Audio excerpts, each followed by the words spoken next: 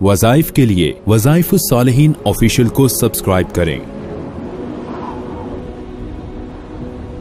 وظائف الصالحین آفیشیل۔